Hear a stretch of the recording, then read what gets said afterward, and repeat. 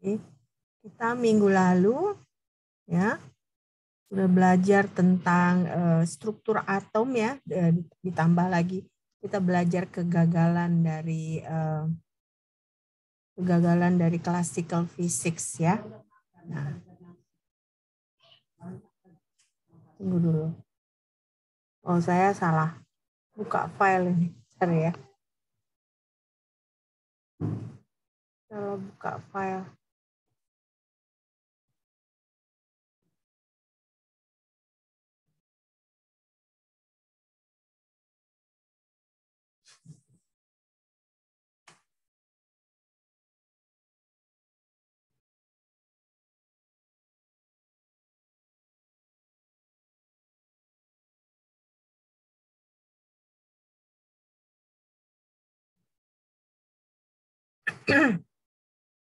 Oke, ya.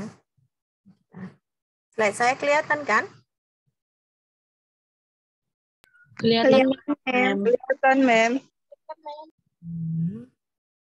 Kita mulai masuk ke the basis of classical mechanical theory ya. Nah, nanti di sini kita bakal belajar de Broglie ya, panjang gelombang de Broglie. Baru kita belajar tentang Schrödinger equation ya. Jadi makanya ini topik ini dibagi menjadi 3 bagian gitu ya, karena banyak yang harus dibahas. Nah, jadi yang baru uncertainty teori ya, teori ketidakpastian Heisenberg. Nah, itu semua dipelajari di bagian ini. Oke. Nah, jadi kalau kemarin-kemarin kan kita belum ada membahas segi kimianya ya. Kita baru hanya membahas bagaimana fisika klasik ya. Baru bagaimana banyak fenomena di fisika klasik yang tidak sesuai gitu, yang tidak bisa dijelaskan ya. Ada 3 fenomena yang fisika klasik tidak bisa menjelaskan gitu ya. Nah, sekarang kita masuk ke quantum chemistry. Quantum chemistry. Nah, bagaimana quantum chemistry ini ya? Berarti kita mau mengaplikasikan quantum mechanics ke problem-problem yang ada di kimia ya. Nah, jadi ternyata setelah diperhatikan ya, dari semua cabang kimia itu quantum chemistry ini sangat terlihat ya, sangat terlihat. Jadi evident in all branches of chemistry. Nah, yang pertama misalnya physical chemistry. Nah, physical chemistry sudah jelas karena physical chemistry kita berbicara tentang teori ya, tentang teori. Nah, jadi di sini physical chemistry ini menggunakan quantum mechanics ya, quantum mechanics untuk menghitung properti dari termodinamika.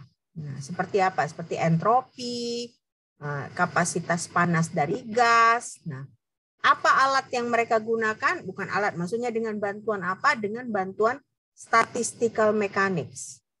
Ya, jadi makanya kalau kalian misalnya yang kalian pelajari semester lalu, kalian kan belajar gas dan termo. Nah, sebenarnya yang kalian pelajari itu masih dari segi yang disimpelkan gitu ya, digampangkan semuanya. Jadi parameternya tidak rumit. Nah, begitu misalnya parameternya rumit ya, lebih rumit. Nah, itu kita harus pakai quantum mechanics dengan bantuan statistical mechanics untuk menghitung entropi dan kapasitas panas gas. Nah, inilah yang aplikasi dari quantum chemistry di bidang kimia fisika. Ya. Nah, jadi kalau kalian tanya di jurusan kimia, kira-kira dosen mana yang belajar itu, yang belajar kimia teori seperti ini. Nah, kalau kalian baca paper-paper dosen, biasanya Pak Asep ya. Pak Asep itu penelitiannya itu soal physical chemistry yang menghitung energi-energi termodinamika dari senyawa kimia, ya. Nah, jadi physical chemist, jadi ketika kita mau menghitung thermodynamic property, ya, tapi tidak segampang yang semester lalu yang kita pelajari, ya, yang berarti lebih kompleks parameternya. Nah, kita pakai quantum mechanics. Nah, dia pakai juga statistical mechanics, ya. Nah, waktu saya S3, saya ada ambil ini satu kelas statistical mechanics. Nah, kelasnya ini nggak gampang gitu ya, susah gitu ya. Jadi ini kita lihat bukti bahwa kimia quantum chemistry itu dipakai di kimia fisika. Nah, baru ada istilah molecular spectra. Nah, jadi kalau kalian praktikum, kalian udah ada nggak praktikum pakai instrumen? Ada nggak praktikum udah pakai instrumen? Misalnya pakai FTIR, pakai UV vis, sudah ada nggak praktikum yang memakai gitu? Belum, Mem. Belum ya, belum ada. Nah, kalau begitu nanti ada kesempatan ya kalian mengikuti praktikum, misalnya menggunakan UV vis, menggunakan FTIR, nanti kan ada keluar spektranya. Ya kan? Ada keluar grafiknya. Nah, grafik-grafik itu ya, dari grafik itu kita bisa melakukan bagaimana properti dari molekul tersebut. Ya. Apakah molekular geometrinya, dipole momennya, nah bagaimana internal rotationnya, nah berapa perbedaan energi antara isomer. Nah, ini bisa ditentukan dengan mengerti molecular spectra. Yang berarti instrumen-instrumen yang kita gunakan di kimia ya memakai basis quantum mekanik. Ya. Jadi kalau misalnya masih ini kan? Masih ya. Jadi memakai memakai quantum mechanics ya. Nah, jadi kalau misalnya FTIR gitu ya. Nah, FTIR itu kalian dari FTIR kalian bisa tahu misalnya bagaimana rotasi dari molekul kalian. Nah, bagaimana geometri dari molekulnya ya. Nah, kalau misalnya kalian pakai NMR gitu misalnya, nah kemungkinan kalian bisa tahu kira-kira bagaimana perbedaan energi dari misalnya isomer ya. Jadi kalau misalnya kalian melakukan sintesis kimia organik gitu ya. Nah, kalau kalian memakai NMR, nuclear magnetic resonance, nah dari situ kalian bisa tahu bagaimana struktur molekul kalian. Nah, berarti kita bisa dari spektra itu kita bisa menghitung bagaimana properti, menentukan gitu ya, properti dari molekul tersebut secara teori pertama. Nah, baru kita bisa tahu bagaimana transition state dari chemical reaction. Nah, jadi kalau kalian ada belajar kinetika kan? Nah, kinetika dan kesetimbangan semester ini kan? Berarti kan dari situ kalian belajar bagaimana sih reaksi kimia itu dari segi misalnya laju reaksinya seperti itu kan ya. Nah, kalau kalian misalnya baca buku Atkins ya, yang physical chemistry, nah di situ ada cara penentuan laju reaksinya itu memakai spektroskopi. Ya. Nah, memakai spektroskopi. Jadi misalnya reaksinya diinjeksikan ke suatu tabung, nah nanti spektroskopinya berjalan gitu di sepanjang tabung tersebut sehingga bisa diketahui gitu bagaimana transition state-nya ya. Nah, jadi kalau kita tahu bagaimana transition state-nya dari spektroskopi tersebut, nah kita bisa estimasikan bagaimana konstanta laju reaksinya. Nah, hal-hal ini pun memakai quantum chemistry. Ya. Atau misalnya kita mau mempelajari bagaimana intermolecular forces, bagaimana ikatan. Nah, pakai spektroskopi. Nah, berarti semua analisa kimia itu ya, maksudnya semua instrumen kimia itu memakai quantum chemistry. Ya, quantum mechanics, prinsip-prinsip dari quantum mechanics, ya. Nah, contohnya lagi di organic chemistry. Nah, organic chemist itu biasanya menggunakan quantum mechanics untuk mengetahui apakah suatu molekul stabil atau tidak. Ya, jadi mereka bisa menghitung ya bagaimana properti sifat dari reaksi antaranya, ya, reaction intermediate.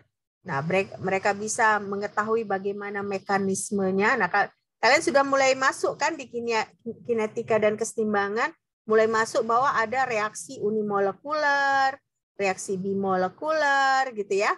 Nah, contohnya ada kalau contoh di organic chemistry ini ada reaksi isomerisasi gitu ya. Dia reaksi unimolekuler tapi reaksi isomerisasi.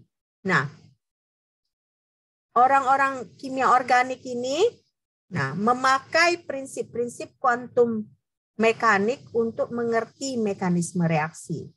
Ya, makanya kalau kalian misalnya ambil kelas kimia.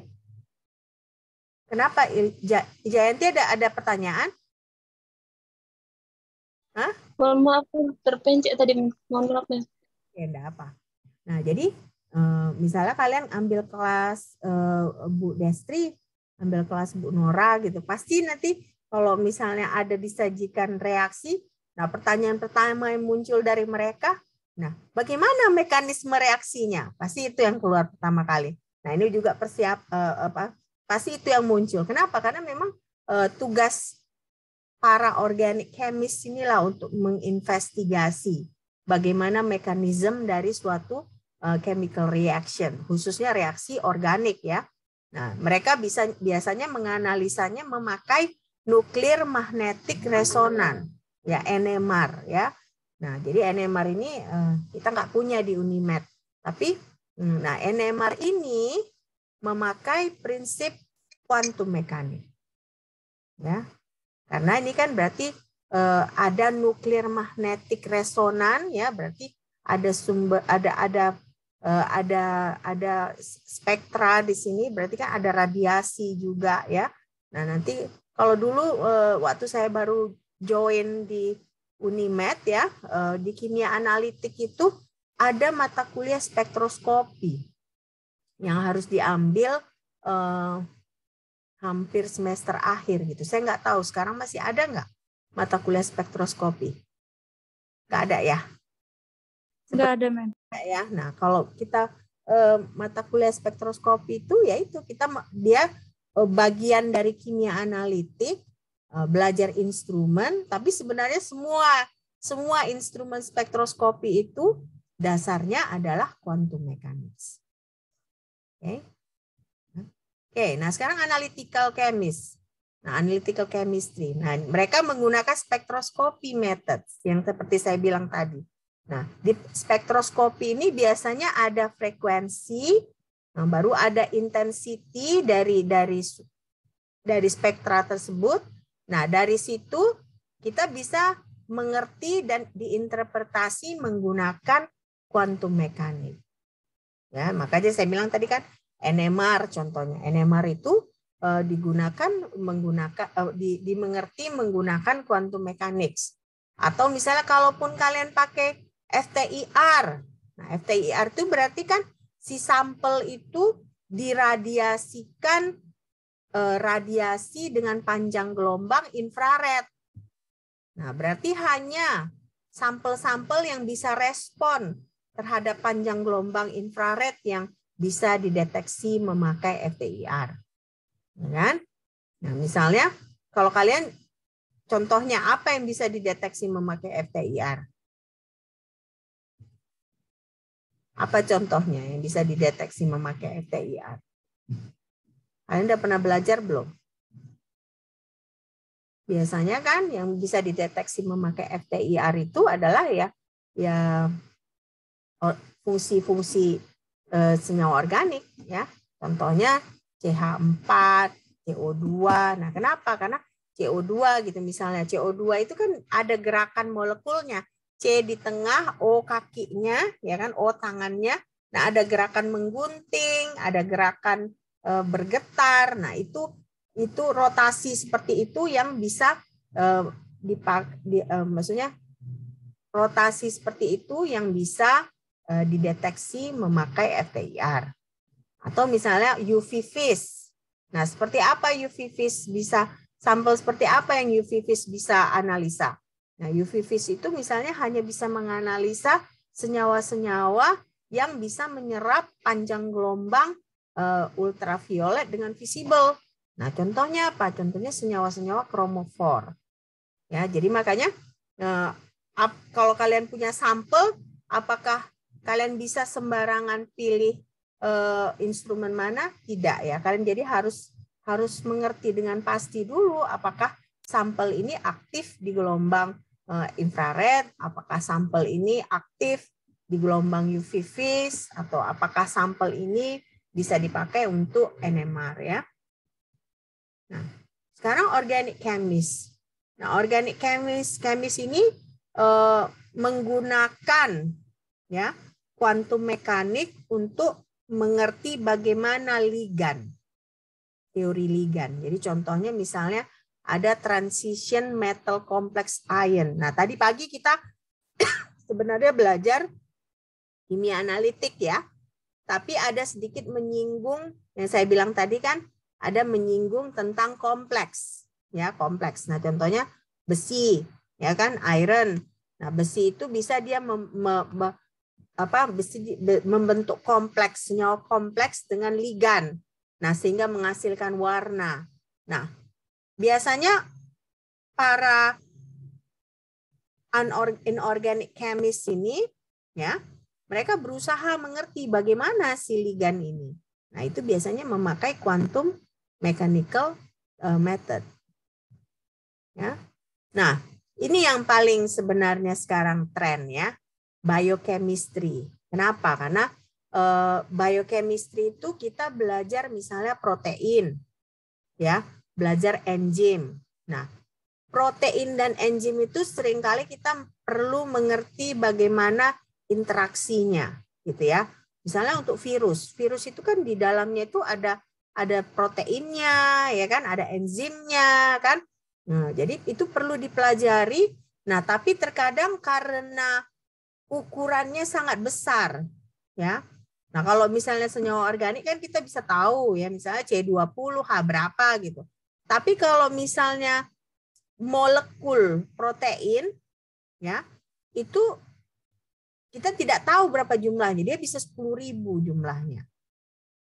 Ya, bisa 10.000, bisa 20.000. Jadi kalau misalnya kita nggak memakai bantuan komputer untuk menghitungnya, kita nggak akan bisa. Nah, makanya di sini biasanya senyawa-senyawa biologis yang sangat besar itu memakai perhitungan quantum mechanical calculation. Ya, contohnya misalnya kalau ada molekul, jadi enzyme, substrate binding, solvation of biological molecule. Nah, ini semua memakai quantum mekanik, ya, memakai quantum mekanik. Nah, jadi saya ada satu dosen saya dulu, dia tuh peneliti, dia bidang kimia fisika, ya, tetapi dia bekerja sama dengan ahli-ahli biokimia untuk menghitung protein. Nah, jadi mereka sintesis sendiri proteinnya, ada alatnya memang secara otomatis disintesis proteinnya. Nah, setelah proteinnya disintesis itu diamati memakai FTIR. Nah, baru digabungkan lagi ada perhitungan teoretikalnya. Jadi mereka bisa tahu bagaimana properti dari proteinnya, sehingga kalaupun misalnya maka kenapa misalnya contohnya cepat kita bisa buat vaksin. Contohnya sekarang ini kan kita baru 2 tahun pun langsung udah keluar vaksin, karena teknologi memungkinkan gitu ya, tidak hanya misalnya di lab coba disintesis vaksinnya, tetapi juga dilakukan perhitungan-perhitungan teoretikalnya. Nah, perhitungan-perhitungan teoretikal seperti itu menggunakan quantum mechanical calculation ya. Nah, jadi makanya ya tentunya kita tidak akan belajar hal itu di mata kuliah ini ya, karena kita masih belajar dasar kimia kuantum ya, jadi masih dasar, jadi tidak di-expect. Tapi maksudnya itu yang kalian bisa lihat bahwa sebenarnya kuantum mekanik ini hampir di semua bidang kimia ada. Ya, hampir di semua bidang kimia ada. Jadi bukan hanya monopoli orang kimia fisik ya. Nah, di sini ternyata orang biokimia pun untuk mengerti molekul-molekul biologi yang sangat besar, mereka membutuhkan quantum mechanics. Nah, baru di sini berarti ada juga sekarang quantum mechanics and nanomaterial. Nah, kira-kira kalian tahu nggak nanomaterial itu apa? Kebayang nggak? Kebayang nggak nanomaterial apa sih sebenarnya? Kalau saya bilang nanomaterial dalam bayangan kalian apa? Material yang berukuran nano gitu. Material yang berukuran nano atau kecil ya. Nah, material yang berukuran nano atau kecil. Ya.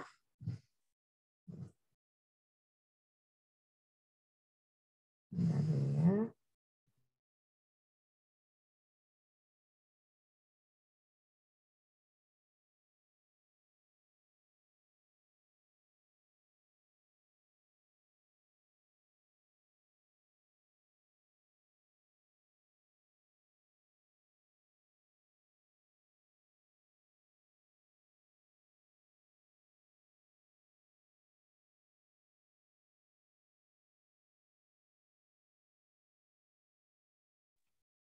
Sorry saya tadi ada sedikit gangguan ya. Saya minta maaf.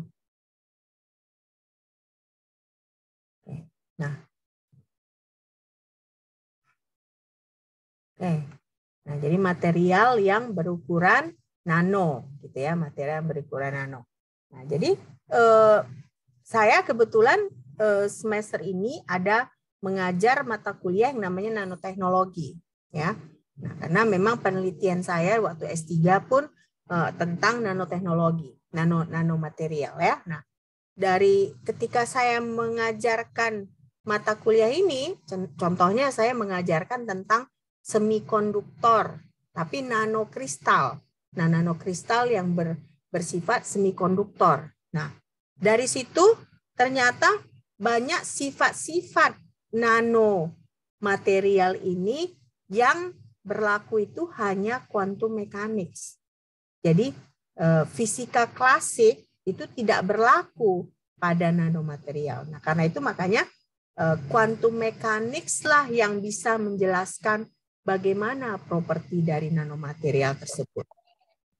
Jadi sepertinya contohnya, nah semikonduktor itu bedanya kan kalau semikonduktor ada celah, ya kan?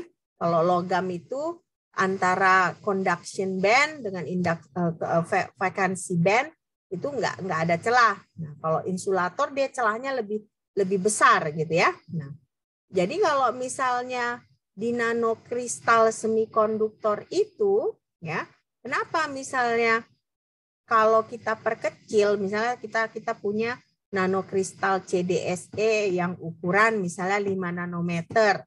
Nah, kita perkecil misalnya ke 3 nanometer.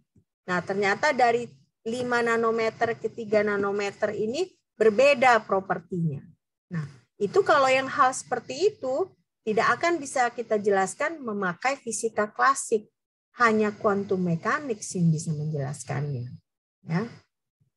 Nah, berarti ini berarti kalau nanomaterial itu ya ternyata begitu suatu material ukurannya lebih kecil dari 100 nanometer, apalagi lebih kecil dari 20 nanometer, makanya sifat optiknya, sifat elektroniknya, sifat kimianya, dan sifat-sifat yang lainnya itu berbeda dibandingkan material yang berukuran besar.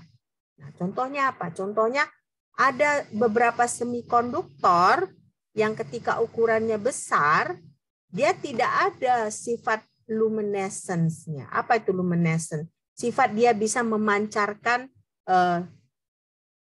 cahaya. Ya. Nah, begitu diperkecil di bawah 20 nanometer, tiba-tiba ini semikonduktor ini ada sifat luminescence-nya. Nah, makanya ada perubahan optikalnya. Ya, ada perubahan optikalnya. Nah, jadinya dari yang tadinya dia tidak bisa memancarkan cahaya, nah, jadi bisa memancarkan cahaya. Nah, itu apakah itu bisa dijelaskan memakai fisika klasik? Tidak bisa dijelaskan. Hanya bisa dijelaskan dengan si kuantum mekanik. Ya. Nah, tapi di sini kita tidak jelaskan lebih detail untuk itu karena kita masih dasarnya dulu. Oke. Nah, tapi itulah uniknya kita belajar quantum mechanics ini ya. Nah, ini semikonduktor ya kan. Nah, semikonduktor misalnya ada semikonduktor yang kita misalnya ada semikonduktor yang dimensinya antara 1 sampai 100 nanometer. Nah, ini kita sebut sebagai quantum well atau sumur kuantum ya. Nah, ada juga yang dia cuman yang 2 dimensi, nah kita sebut quantum wire. Nah, kalau 3 dimensi tapi titik kita sebut quantum dots. Nah, quantum dots inilah yang saya bilang tadi bisa memancarkan cahaya. Makanya bisa dijadikan sebagai sumber laser ya. Sumber laser si quantum dots ini. Nah, ini banyak aplikasinya. Dia aplikasinya misalnya elektronik, laser, fuel cell, macam-macam ya. Nah, jadi quantum immaterial. Nah, jadi berarti kuantum ini ada kaitannya dengan quantum mechanics ya. Berarti nanti properti dari si quantum material itu hanya bisa dijelaskan memakai quantum mechanics. Ya. Nah, kalau fisika klasik itu kan dia hanya menjelaskan momentum, energi momentum gitu ya. Nah, tapi begitu misalnya kenapa kok semakin kecil material itu kok dia bisa tiba-tiba memancarkan cahaya, ya kan? Kok bisa jadi ada sifat photoluminescence-nya? Nah, berarti kan hanya quantum mechanics yang bisa menjelaskan, ya. Nah, ini baru nanoscience dengan nanoteknologi ini sekarang ada disebut sebagai next industrial revolution. Ya, next industrial revolution. Jadi kalau misalnya kalian kita kan awal pertemuan dulu kan 30% GDP dari Amerika itu berasal dari teknologi yang mengandalkan quantum mekanik. Nah, teknologi itu juga kebanyakan yang teknologi quantum mekanik itu adalah sebagian teknologi yang memakai prinsip-prinsip nanoscience dan nanoteknologi. Ya, nah, ditambah lagi sekarang kecepatan komputer makin tinggi, ya, nah, makin cepat ya. Nah, karena kecepatan komputer makin cepat, nah makanya bisa dipakailah si komputer yang cepat ini menghitung density functional theory. Nah, pasti ini baru kalian dengar kan, density functional theory. Nah, ini apa? Nah, inilah yang saya bilang tadi seperti Pak Asep gitu ya. Nah, mereka itu penelitiannya menghitung bagaimana energi dari tiap molekul tersebut. Nah, memakai apa? Memakai density functional theory. Makanya wajiblah mereka punya komputer yang cepat. Ya, cepat. Nah, jadi mereka melakukan molecular calculation. Nah, jadi kalau ada molecular calculation have made quantum chemistry a practical tool in all areas of chemistry. Ya. Nah, jadi computational, makanya sekarang semakin banyak gitu ya, ada software.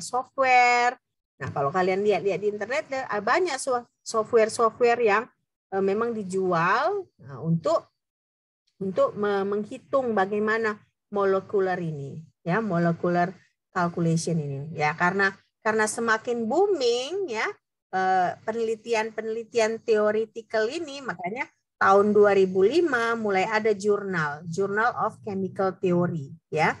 Nah, itu tahun 2005. Nah, ini jurnalnya dari American Chemical Society ya. Nah, ini ada Stephen Hawking. Kalian tahu Stephen Hawking? Siapa ini Stephen Hawking?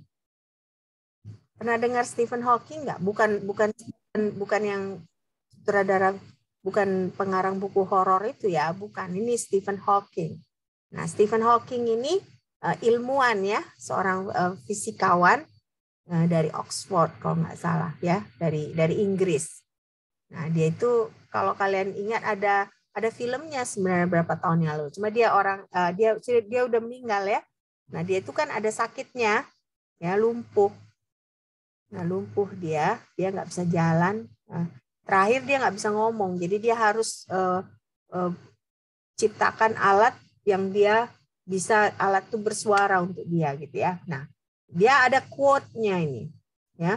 Quote-nya dia sebutkan di sini, quantum mechanics underlies nearly all of modern science and technology. Jadi menurut si Stephen Hawking ini, quantum mechanics lah yang mendasari banyak teknologi sains zaman sekarang ya. Nah, it govern the behavior of transistor, integrated circuit, and the basis of modern chemistry and biology. Jadi sebenarnya elektronik ya, transistor, sirkuit ya, integrated circuit. Nah, itu didasarkan oleh quantum mechanics ya. Nah, jadi ini Stephen Hawking, A Brief History of Time tahun 88 ya, chapter 8. Nah, jadi itulah yang bisa kita ketahui dari semua bidang kimia jadi quantum mechanics pada berbagai bidang di kimia ya. Nah, sekarang kita masuk ke historical background of quantum mechanics. Nah, historical background quantum mechanics itu dimulai dari Planck tahun 1900. Nah, Planck itu bagaimana dia menjelaskannya? Planck itu ada cahaya yang diemisikan dari padatan yang dipanaskan. Ya, jadi Planck ini studinya tahun 1900-an. Nah, ada padatan yang dipanaskan. Nah, kenapa si padatan itu mengemisikan cahaya? Nah, itu si Planck. Nah, ini baru dilanjutkan dengan Thomas Young. Ya, Thomas Young kita sudah belajar ya di pertemuan pertama bahwa si Thomas Young itu bisa melihat ada diffraction and interference ya melalui dua lubang yang sejajar ya. Nah, di sini berarti kan si Thomas Young itu menemukan ada sifat gelombang dari cahaya. Ya, jadi kalau si Planck menyatakan bahwa ketika si padatan dipanaskan, dia mengemisikan cahaya. Nah, Thomas Young menyatakan kalau cahaya itu mempunyai sifat gelombang yang dibuktikan dari diffraction and interference ya dari cahaya. Nah, diffraction ini kan dia bending of a wave around an obstacle. Sementara interference itu penggabungan dua gelombang dengan frekuensi yang sama. Ya, nah nanti berarti kalau penggabungan dua gelombang ini nanti kita bisa hitung dengan memakai penjumlahan memakai vektor. Ya, penjumlahan memakai vektor. Oke. Nah, baru dilanjutkan dengan James Clerk Maxwell. Nah, Maxwell ini ada persamaannya yang berkaitan dengan electricity dan magnetism. Ya, jadi tadi mulai Planck, baru Thomas Young, baru James Clerk Maxwell. Nah, berarti si Maxwell inilah yang mulai mengobserv ada gelombang elektromagnetik. Nah, bagaimana gelombang elektromagnetik ini mulai di observe sama si Maxwell ini? Karena si Maxwell itu misalnya ada listrik ya. Nah, listrik, muatan listrik. Nah, ternyata ketika muatan listrik itu dipercepat, dia menghasilkan radiasi energi. Ya, menghasilkan radiasi energi. Nah, radiasi energinya itu dia bentuknya dia osilasi antara medan listrik dan medan magnet. Ya, osilasi antara medan listrik dan medan magnet. Nah, karena ada yang ini, nah, si Maxwell bisa memprediksikan, menghitung berapa kecepatan cahaya. Kenapa? Karena menurut si Maxwell, cahaya adalah gelombang elektromagnetik. Ya, cahaya adalah gelombang elektromagnetik. Nah, baru dilanjutkan dengan Hertz. Kenapa Hertz ini? Karena Hertz ini kan sesudah ada Maxwell, si Hertz itu ternyata dia bisa mendeteksi gelombang radio. Bagaimana caranya? Jadi ada elektrik, muatan elektrik, ya. Nah, ternyata muatan elektrik dipercepat. Nah, dipercepat, nah ketemulah gelombang radio. Nah, makanya satuan dari frekuensi itu memakai hertz, ya. Jadi si observasi dari hertz ini, ya kan, menguatkan prediksi dari Maxwell, ya. Nah, jadi cahaya itu adalah gelombang elektromagnetik. Kecepatannya segini. Nah, ada hubungan antara frekuensi dan panjang gelombang. Nah, ternyata kalau kita kalikan panjang gelombang dengan frekuensi, kita dapatlah sama dengan C. Ya, kita dapat sama dengan C. Oke. Nah, apa yang terjadi ketika ada peningkatan kita increasing frekuensi? Nah, ternyata kita bisa lihat ini ada berbeda jenis gelombang elektromagnetik. Nah, ada radio waves, microwaves, infrared radiation, visible light, ultraviolet radiation, X-ray, gamma ray. Nah, kalau kalian perhatikan baik-baik, yang ini, dia itu adalah dipakai untuk instrumen kimia. Ya kan? Nah, makanya saya bilang tadi, spektra itu dasarnya adalah kuantum mekanik. Kenapa? Karena dasarnya adalah kita mencoba meradiasikan gelombang infrared ke sampel kita, sehingga kita bisa mempelajari bagaimana properti dari molekuler tersebut. Ya, makanya saya tadi bilang kan, apakah semua sampel bisa pakai infrared? Apakah semua sampel bisa pakai visible atau ultraviolet? Apakah semua bisa pakai X-ray? Nah, enggak ya. Tertentu dia sampel yang bisa kita gunakan untuk tiap instrumen, ya. Nah, jadi inilah yang ditemukan bahwa si gelombang ini, jenis-jenis gelombang ini, dia frekuensinya berbeda. Frekuensinya berbeda, ya. Nah, jadi makanya karena frekuensinya berbeda, jadi dia berbeda. Berbeda yang dipancarkannya. Oke. Nah, berarti ini jadi kita bisa tulis di sini, bisa kita bikin. Saya minta maaf ya. Sebentar ya.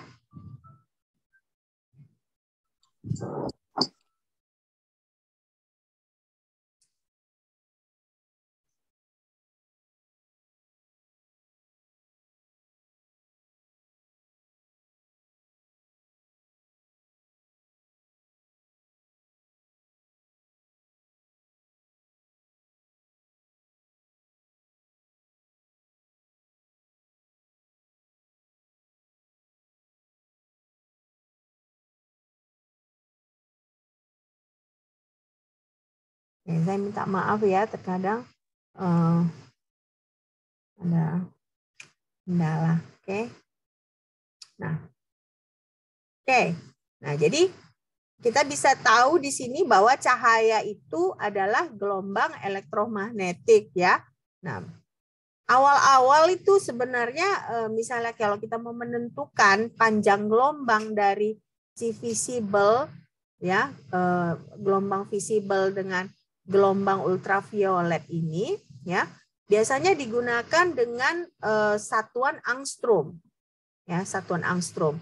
Nah, tapi ternyata sekarang ya kita lebih prefer kalau kita menggunakan nanometer karena dia jadinya lebih jelas bahwa kuantum itu ya, kuantum mechanics berarti radiasi gelombang elektromagnetik itu berlaku untuk material-material yang ukuran sangat kecil. Nah, makanya sekarang kalau kita mendeskripsikan panjang gelombang visible dengan ultraviolet ini, nah ini yang dipakai adalah nanometer ya.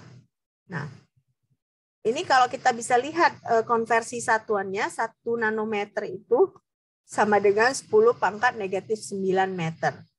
Jadi berarti 1 nanometer itu sangat kecil ya, sangat kecil kali yang kita tidak bisa lihat dengan kecil. Sementara 1 angstrom itu 10⁻⁻10 meter atau 0,1 nanometer. Oke. Nah, sampai di sini apakah ada pertanyaan? Ada pertanyaan? Nggak ada? Oke. Atau udah terlalu capek kalian kali ya?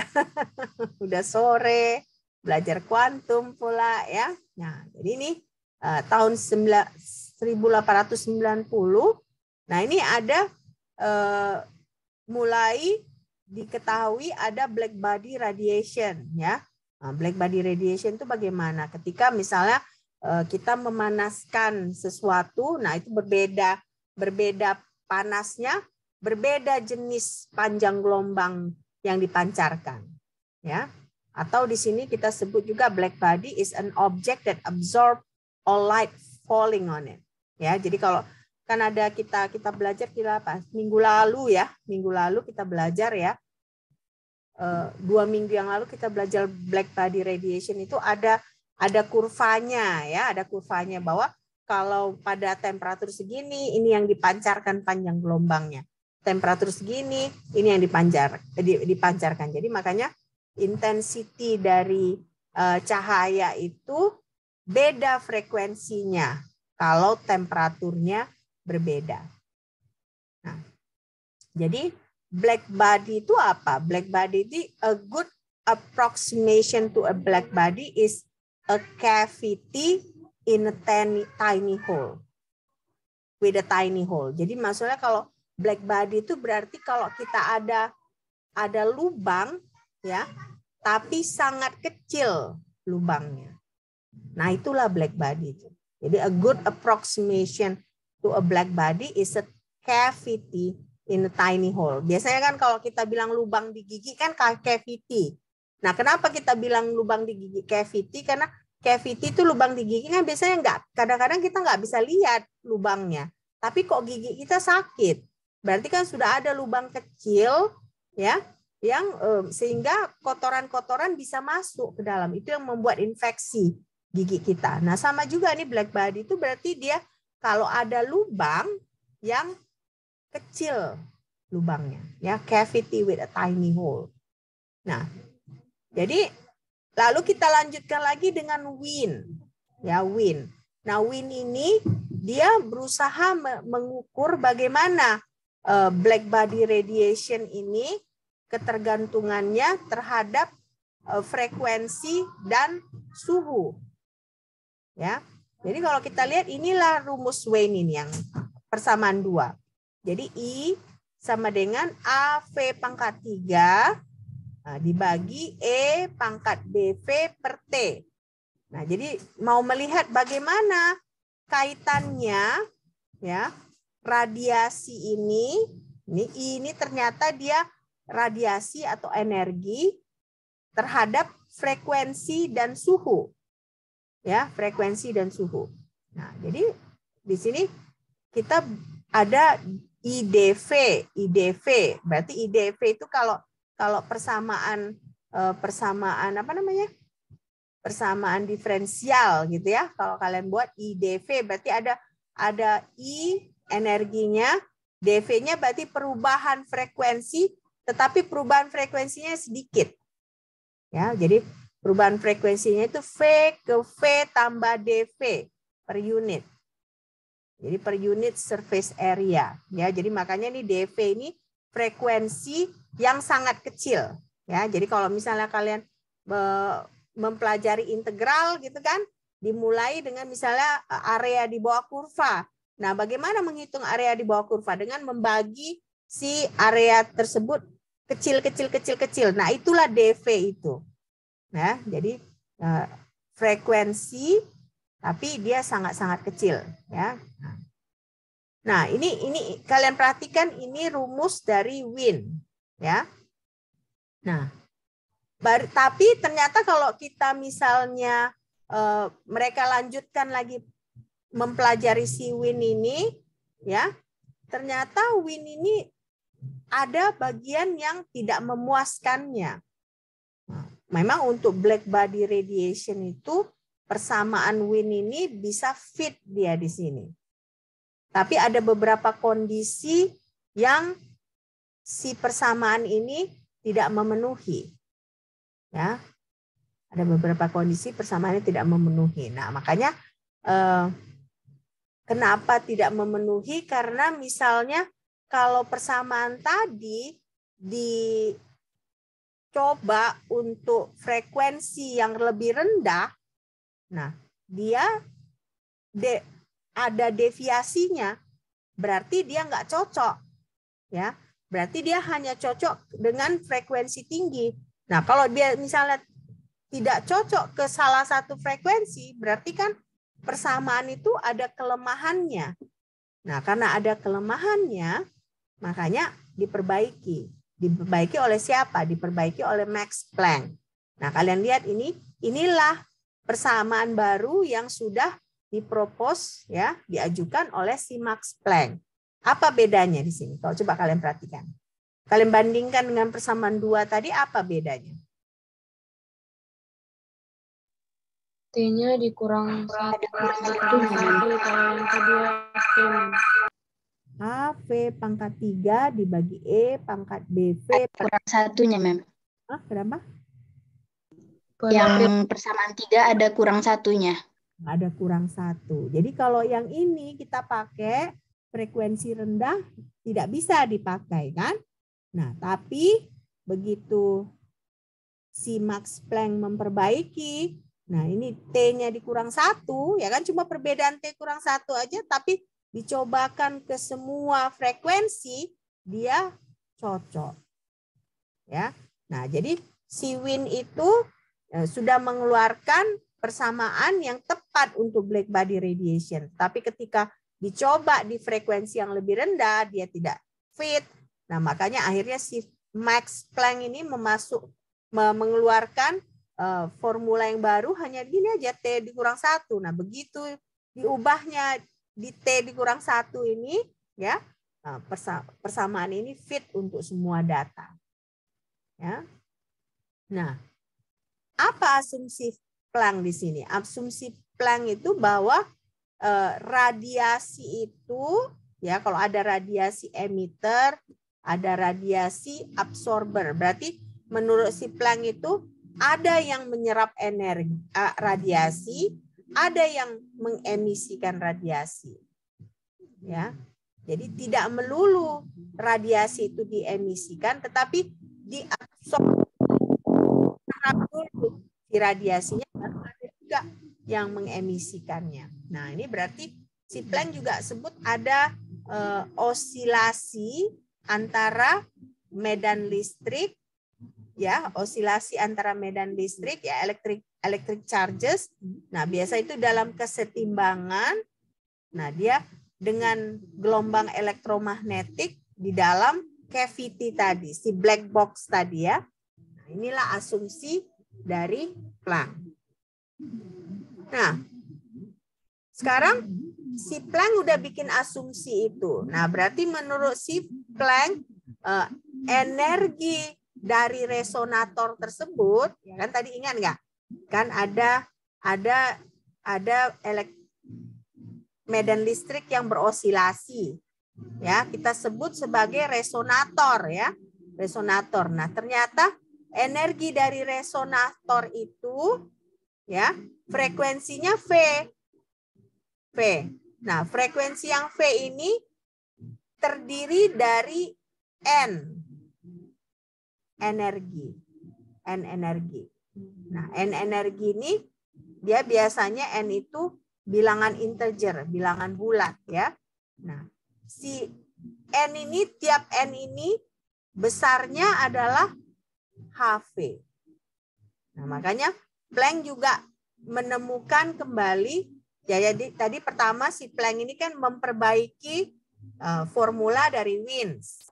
Nah, sesudah diperbaikinya formula dari Wins, dia menyebutkan bahwa setiap medan listrik tersebut ada energinya. Nah, energinya itu terdiri dari N elemen. Nah, si N ini besarnya adalah H dikali V. V itu frekuensi, ya kan?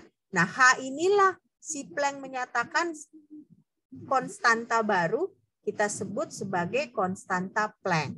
Ya, jadi konstanta Planck itu dipakai untuk kita bisa menghitung energi foton. Ya, karena ini energi foton. H dikali frekuensi itu adalah energi foton. Berarti energi dari radiasi gelombang elektromagnetik. Ya. Oke. Jadi berarti kalau menurut si Planck itu karena dia N energi elemen, berarti dia ada distribusi energinya, ya. Ada distribusi energinya, berarti dia kalau kita sebut berarti ada energi levelnya, ya. Jadi ada beberapa HV dari energi itu. Jadi dia ada kuantisasi. Nah, Planck itu menyebutkan dia ada kuantisasinya. Oke. Nah, jadi makanya di sini Planck menyebutkan energi is quantized, ya quantized. Berarti ada discrete, ya discrete value. Nah, jadi makanya si Planck ini juga menyebutkan A yang tadi dari formula itu adalah sama dengan 2 pi H dibagi C pangkat 2. Ya, dibagi C pangkat 2. Sementara B adalah H dibagi K. Nah, K ini apa? K ini konstanta Boltzmann. Nah, jadi B ini adalah konstanta Planck dibagi konstanta Boltzmann. Nah, sementara A dia 2 pi dikali konstanta Planck dibagi C pangkat 2. Oke. Oke, jadi paling enggak di sini sekarang kalian sudah tahu ada Wins formula, ya kan? Nah, Wins itu lemah, nggak bisa dipakai untuk frekuensi rendah. Nah, si Planck melakukan proposal baru. Nah, dari proposal itu si Planck menemukan ada konstanta Planck, ya, ada energi foton, ya, berarti energi foton itu adalah konstanta Planck dikali frekuensi. Nah, akhirnya kita bisa tahu juga energi itu dia terkuantisasi, ya, terkuantisasi. Oke. Nah, jadi makanya di sini kita tahu, ya, dari eksperimen H itu adalah 6,6 dikali 10 pangkat negatif 34 joule second. Ya, joule second. Oke. Nah, saya rasa memang sebenarnya kita masih panjang waktunya, tapi saya tahu kalian sudah capek sekali, ya. Hari ini pasti penuh. Nah, kalian ada pertanyaan sampai di sini? Apalagi tadi kalian itu, ya, ada ada PLP, ya, dari sebagian dari kalian. Oke, ada pertanyaan sampai di sini? Tidak ada? Mem, Iya. Kenapa, Rama?